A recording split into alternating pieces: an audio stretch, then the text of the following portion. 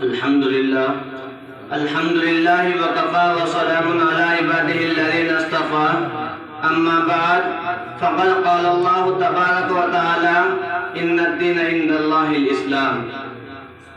صدر انجمن اور عزیز ساتھیوں اور مہمانان کرام، میں آپ کے سامنے اس بات کا جائزہ پیش کرنا چاہتا ہوں کہ اسلام دنیا میں کس طرح پھیلا. اس لیے اسلام کی دشمن طاقتیں پوری شد و مت کے ساتھ دعویٰ کرتی ہیں کہ مسلمانوں نے دنیا کی مختلف قوموں کو اسلام میں داخل کیا اور مفتو قوموں پر جبر و تشدد کیا، ان کو اسلام قبول کرنے پر مجبور کیا.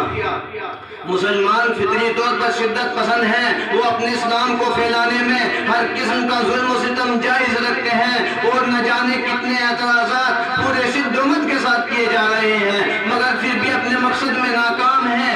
اسلام کی بڑھتی ہوئی مقبولیت سے خوف زدہ ہے. اسلام کے بڑھتے ہوئے قدموں کو روکنا، یورپ اور امریکہ میں اس کے مثبت اثرات کو ختم کرنا ان کے بس کی بات نہیں ہے. اس لیے اسلام کی فطرت میں قدرت نے نچڑ دی ہے، اتنا ہی ابھرے گا جتنا کہ دباؤ گے. برادران اسلام، حدیث پاک ہے بدأ الاسلام غریبا سعودیا و غریبا. اسلام کی شروعات غربت سے ہوئی ہے اور غربتی کی حالت میں یہ واپس آ جائے گا. مطلب یہ ہے کہ جب اسلام کا آفتاب جہاں تاب طلوع ہوا اس وقت ہر طرف شرک و کفر کی تاریکی چھائی ہوئی تھی. اسلام کا پیغام توحید سننے کے لیے کوئی تیار نہ تھا. رسول اکرم صلی اللہ علیہ وسلم کا اعلان توحید پورے عالم میں طوفان برپا کر رہا تھا. مخالفت کی آندیاں چلنے لگی، عداوت و نفرت کے تیر برسنے لگے، عداوت و نفرت کے تیر برسنے لگے، نفرتوں کی آگ دہنے لگی، سازشوں کے جال بچھ گئے، مگر پھر بھی اسلام لوگوں کے دلوں میں اترتا گیا.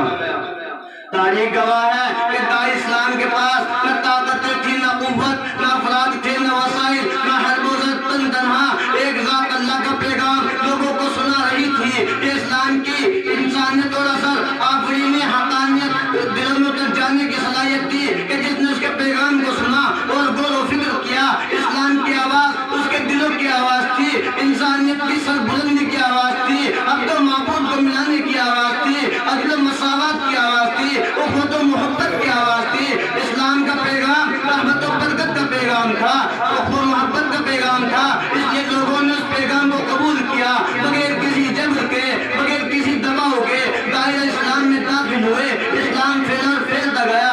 مسلمانوں نے تلوار کا سہارا نہیں لیا، ہاں ان کے دشمنوں نے تلوار استعمال کی، جنگ کی لڑائیاں لڑی، مگر پھر بھی اپنے مقصد میں ناکام رہے.